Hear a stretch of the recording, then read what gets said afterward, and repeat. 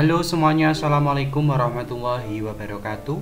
Kembali lagi di channelnya tentang pendidikan, tutorial, dan data PD Official. Kali ini PD Official akan memberikan penjelasan seputar Dapodik atau aplikasi pendataan yang di bawah Kementerian Pendidikan dan Kebudayaan. Namun sebelum saya menjelaskan mengenai apa itu Dapodik dan mengapa sekolah harus menggunakan aplikasi Dapodik, bantu untuk mengembangkan PD Official dengan cara subscribe, like, komen, dan share. Oke teman-teman semuanya, di layar ini saya sudah menampilkan frequently asked and question tentang Dapodik. Nah, di sini teman-teman, saya mau menjelaskan yang pertama, apa itu aplikasi Dapodik. Bagi teman-teman yang sudah berkecimpung di dunia operator, khususnya operator Dapodik, mungkin tidak asing lagi dengan istilahnya aplikasi Dapodik Dasmen. Namun mungkin bagi teman-teman yang saat ini baru ditunjuk sebagai operator, pasti butuh informasi ini. Memungkinkan informasi ini bisa menjadi tambahan pengetahuan. Oke, yang pertama, aplikasi Dapodik Dasmen itu ialah aplikasi penjaringan data pokok pendidikan pada kelompok jenjang pendidikan dasar di lingkungan Kementerian Pendidikan dan Kebudayaan, di mana entitas data pokok tersebut meliputi sekolah, termasuk sarana dan prasarana pendidik dan tenaga kependidikan, peserta didik, dan proses pembelajaran di dalam rombongan belajar atau yang disingkat dengan rombel. Jadi Bapak Ibu semuanya, aplikasi Dapodik ini merupakan aplikasi yang di dalamnya itu beragam informasi yang nantinya Bapak Ibu input. Di sini sudah disebutkan bahwasanya di sana akan ada menu sekolah yang terdiri dari sarana dan prasarana, ada pendidik dan tenaga kependidikan, ada peserta didik, ada pembagian tugas mengajar, sampai dengan ada rombongan belajar. Jadi di dalam aplikasi Dapodik tadi akan ada seperti itu. Terus yang kedua, mengapa sekolah harus menggunakan aplikasi Dapodik? Maka jawabannya ialah aplikasi Dapodik itu merupakan aplikasi yang berfungsi untuk penjaringan data pokok yang tadi, maka digunakan sebagai acuan data dalam program-program Kemendikbud di tingkat pendidikan dasar, seperti pemberian nomor induk siswa nasional, bantuan operasional sekolah atau BOS, bantuan siswa miskin atau BSM, tunjangan guru, ujian nasional atau ujian sekolah, dan program-program lainnya.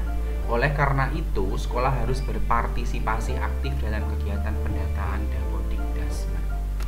Jadi teman-teman, alasan dasar kenapa kok harus menggunakan aplikasi Dapodik, karena memang entitas-entitas yang saya sampaikan tadi itu sebagai acuan ketika Kemendikbud itu mengeluarkan program-program yang nantinya impact dari programnya itu ialah kepada siswa-siswi atau pada murid melalui sekolah.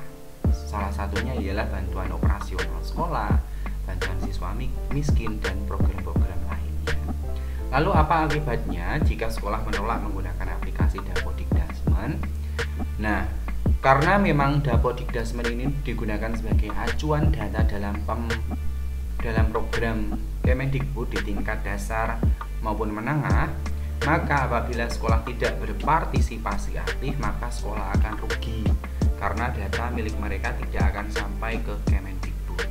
Sekolah tersebut otomatis tidak akan tersentuh program-program Kemendikbud, tidak akan memperoleh BOS, tidak akan memperoleh bantuan siswa miskin, dan program-program lainnya. Nah, pertanyaan yang keempat, bagaimana tahapan update aplikasi dari versi 4.0.0? Nah, untuk yang poin keempat ini teman-teman yang baru menjadi operator, nantinya silahkan masuk saja di laman dapo.dikdasmen.kemdikbud.go.id. Nah, di sini nanti akan ada informasi terbaru, ada informasi seputar pendataan. Tadi kan pertanyaannya bagaimana tahapan update aplikasi dari versi 4.0. Nah, ini masih berita lama ya teman-teman ya, 4.0 ini sudah lama. Maka dari itu, untuk informasi terbarunya nanti silakan teman-teman masuk di dapo.dikdasmen.kemdikbud.go.id. Nanti pilih saja di sini berita atau unduhan. Saya klik unduhan ya teman-teman. Nah, di unduhan nanti akan ada informasi. Misalnya nih, akan ada aplikasi terbaru, misal installer Dapodik PAUD Dikdasmen atau installer Dapodik vokasi khusus SMK. Ini nanti akan ada informasi. Atau teman-teman nanti cek saja di berita. Di lini masa pun nanti akan ada informasi, misalnya ini kan ada informasi perpanjangan pembaruan data pokok pendidikan. Ada juga nanti pembaruan data pokok pendidikan tahun 2022 dalam rangka evaluasi.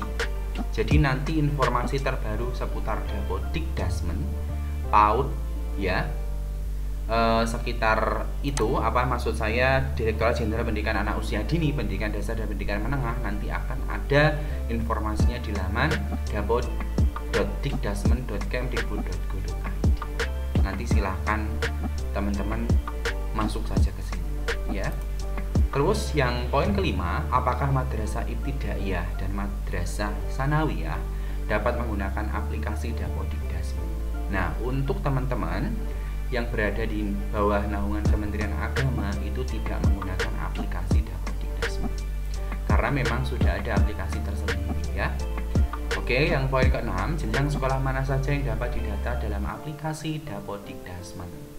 Jenjang pendidikan dasar dari mulai PAUD, SD, SDLB, SMP sampai dengan tingkat menengah atas ya teman-teman, dari mulai SMK atau SMA. Itu semuanya menggunakan aplikasi Dapodikdasmen. Kalau yang sekarang sudah diganti ya teman-teman ya, PAUD Dikdasmen. Jadi dari mulai anak usia dini, pendidikan dasar dan pendidikan menengah itu semuanya menggunakan aplikasi Dapodik. Terus yang selanjutnya, apakah termasuk sekolah terpencil dan luar negeri? Ya, termasuk sekolah terpencil dan luar negeri pun menggunakan aplikasi Dapodik tanpa terkecuali. Terus yang selanjutnya poin ke-8, apa perubahan di versi 4.0? Nah, ini masih menggunakan penjelasan yang lama. Saya ingatkan kembali, apabila teman-teman pengen mengetahui update terbaru aplikasi, ini saya tunjukkan. Misalnya aplikasi itu diupdate 19 Juli 2021. Apa sih data pembaruannya? Di sini sudah ada ya teman-teman ya. Informasinya sudah ada. Pada intinya teman-teman silakan masuk saja di dapo.dikdasmen.kemdikbud.go.id. Nanti akan ada informasi penjelasannya. Terus, apakah username dan password harus diganti dengan yang baru? Maka jawabannya username dan password operator Dapodik itu tidak perlu diganti dengan yang baru. Tetap menggunakan username dan password yang lama saja. Tapi jika menemukan masalah yang mengharuskan, maka bisa mengganti username dan password. Nanti silakan komunikasikan dengan operator dinas kabupaten kota ataupun provinsi ya. Kalau SMK SMA itu provinsi, kalau yang SD SMP itu kabupaten. Poin yang ke-10, peringatan sebagian data tidak masuk, apa yang harus dilakukan? Nah, semisal ada peringatan sebagian data tidak masuk, maka silakan generate ulang prefill dan registrasi ulang. Bila belum berhasil, maka silakan hubungi operator dinas ataupun kabupaten kota setempat. Ini misalnya gini, ketika teman-teman sudah mengoperasikan aplikasi kok ada warning peringatan sebagian data tidak masuk, maka yang teman-teman harus lakukan ialah generate ulang prefill dan registrasi ulang. Kan registrasi itu ada dua teknik ya, registrasi secara online ataupun offline. Kalau teman-teman yang offline, maka lakukan generate prefill ya, tanpa terhubung dengan internet. Seperti apa toh generate prefill? Ini saya mau menunjukkan. Di sini kan saya sudah masuk di dapo.dikdasmen.kemdikbud.go.id. Di sini ada data prefill. Masukkan saja. Misalnya saya Lampung nih, saya klik di sini. Oke. Ini kalau bisa ya saya kasih tutornya, kalau tidak bisa nanti next konten akan saya jelaskan bagaimana. Nah, di sini ada ya teman-teman ya. Masukkan username, masukkan password sama kode registrasi. Setelah itu generate prefill. kalau teman-teman registrasinya secara offline. Jika masalahnya seperti yang saya tunjukkan tadi. Terus yang selanjutnya, apakah validasi dan sinkron mengalami perubahan? Nah, tidak ada perubahan sama dengan semester 1 baik cara dan metodologinya. Jadi teman-teman untuk validasi dan cara sinkron itu ya tetap sama. Poin ke-12, apakah data yang invalid mencegah pengiriman data? Jawabannya ialah data invalid tidak akan menghalangi pengiriman data ke server ketika dilakukan sinkronisasi. Jawabannya ialah akan menghalangi, karena kalau ada yang data merah atau invalid, teman-teman tidak bisa melakukan sinkronisasi. Yang bisa hanya melakukan tarik data ya teman-teman ya. Yang bisa teman-teman lakukan hanya tarik data ketika ada data di dapodik kita yang invalid. Terus yang 14 maksud saya, jika ingin berpindah komputer atau laptop untuk mengerjakan aplikasi dapodik Dasmen, apa yang harus dilakukan? Yang harus dilakukan ialah di komputer yang baru, lakukan generate ulang preview baru, lakukan install aplikasi dan registrasi seperti biasa. Maka akan muncul data hasil sinkronisasi terakhir.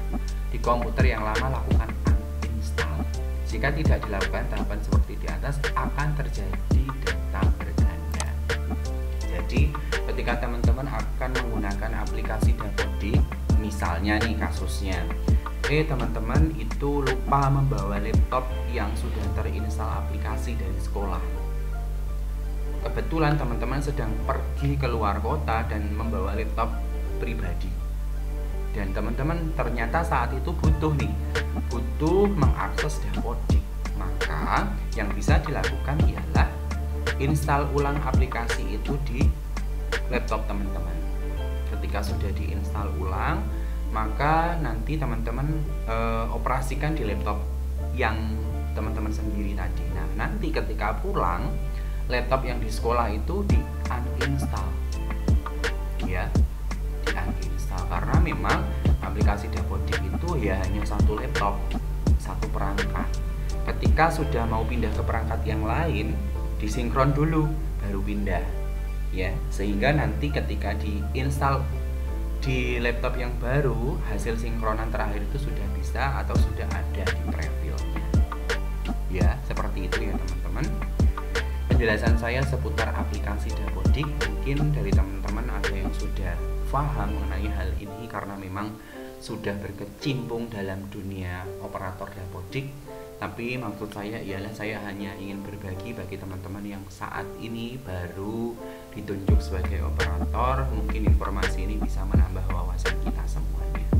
Oke semuanya, terima kasih. Sebelum saya tutup, saya ingatkan jangan lupa tinggalkan komentar pada video ini, subscribe, like, komen, dan share BD Official, channelnya tentang pendidikan, tutorial, dan data.